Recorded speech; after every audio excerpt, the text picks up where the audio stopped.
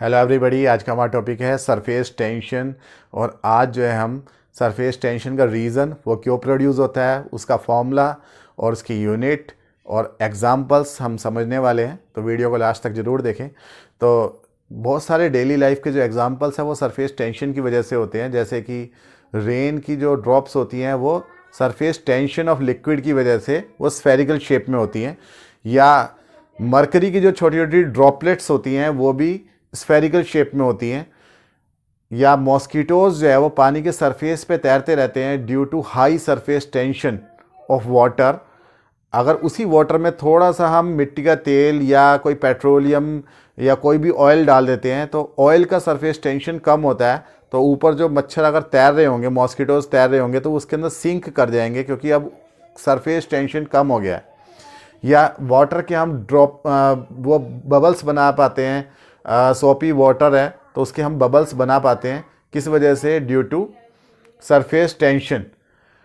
Surface tension की वजह से ही पानी जो है वो पौधों की जड़ों में, जड़ों से लेकर पत्तों तक, ऊपर तक जो है वो पानी चढ़ता है ड्यू टू सरफेस टेंशन। ठीक है, कैपिलरी राइज होता है सरफेस टेंशन की वजह से।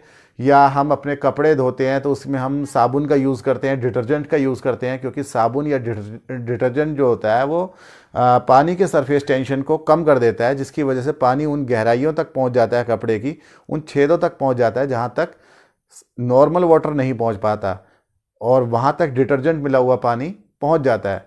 तो इसका मतलब सरफेस टेंशन के बहुत ज़्यादा एप्लीकेशंस हैं। बहुत सारी एप्लीकेशंस और भी हैं जो जैसे जैसे याद आती रहेंगी बताता रहूँगा।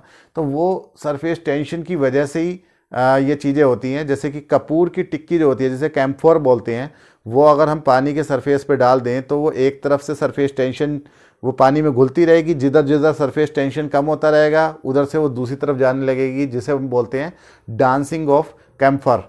ठीक है, तो वो डांस ऐसा लगता है जैसे डांस कर रही हो, तो ये सरफेस टेंशन की वजह से होता है। या जो लहरें होती हैं, समुद्र में लहरें आती हैं, अगर हम समुद्र में पानी, कई बार पानी में जो है तेल का रिसाव हो जाता है, जैसे पेट्रोलियम जो है वो समुद्र में से निकाला जाता है, तो पानी में ही कई बार जो है पेट्रोलियम बह जाता है, तो बहने की वजह से वो उसके सरफेस पे फैल जाता है, और सी वाटर जो है वो ऑयली हो जाता है। अगर वो ऑयली हो गया तो सरफेस टेंशन काफ़ी कम हो जाता है, जिसकी वजह से उसमें लहरें आनी बंद हो जाती हैं, पानी एकदम शांत हो जाता है।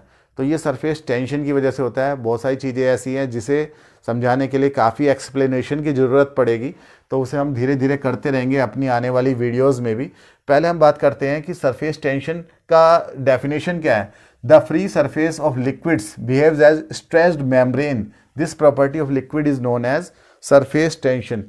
किसी भी लिक्विड का जो फ्री सरफेस है, बाहरी सरफेस है, वो ऐसे बिहेव करता है जैसे कि वो रबड़ की एक मेम्ब्रेन से बना हुआ है, और उस मेम्ब्रेन को हमने स्ट्रेच कर दिया है, फैला दिया है।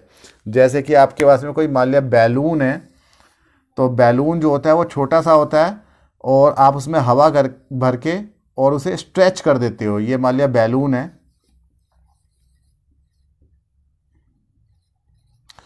तो ये बैलून का जो सरफेस है ये क्या चाहता है, ये अंदर की तरफ कॉन्ट्रैक्ट करना चाहता है।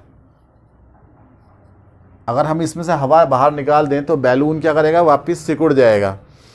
ठीक है, तो ये एक स्ट्रेच्ड मेम्ब्रेन है।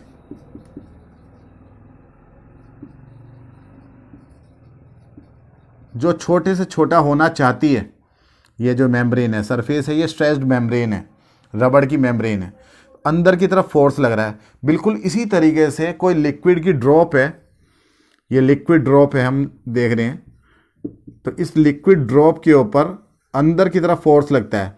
मान लिया जो है इसके सरफेस पे ये मॉलिक्यूल्स हैं, तो ये मॉलिक्यूल्स और मॉलिक्यूल्स के बीच में क्या लगता है, अट्रैक्शन फोर्स लगता है। तो अंदर के जो मॉलिक्यूल्स हैं वो सरफेस के मॉलिक्यूल्स को अंदर की तरफ खींचते हैं, फोर्स लगाते हैं, यानी कि इसे कॉन्ट्रैक्ट करने की कोशिश करते हैं, इसकी शेप को छोटे से छोटा करने की कोशिश करते हैं। तो यही क्या है, आपका सरफेस टेंशन है।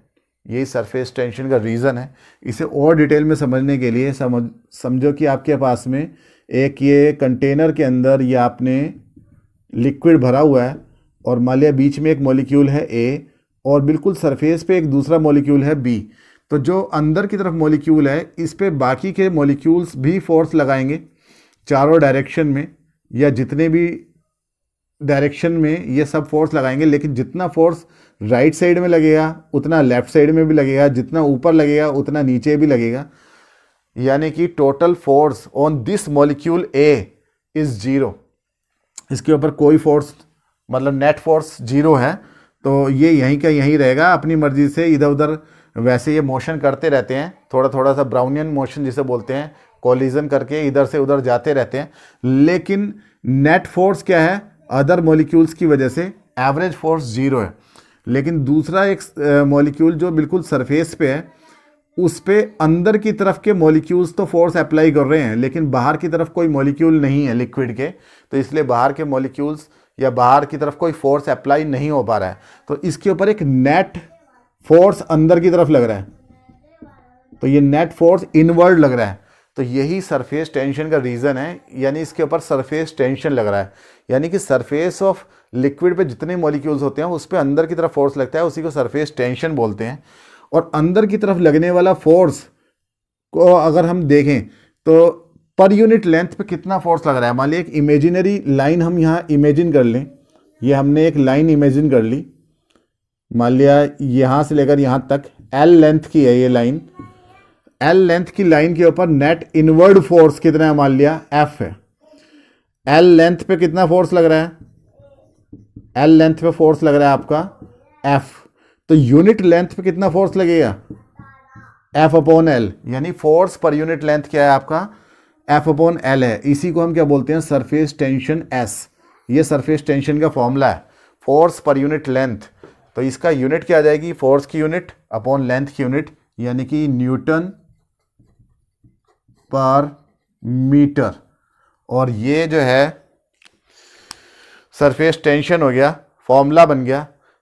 इसी तरीके से हम देखते हैं कि जो मॉलिक्यूल सरफेस पे हैं उनके पास में कुछ एक्स्ट्रा एनर्जी है, एक्स्ट्रा एनर्जी है तभी तो वो सरफेस पे बने हुए हैं। अगर कम एनर्जी होती तो अंदर रहते।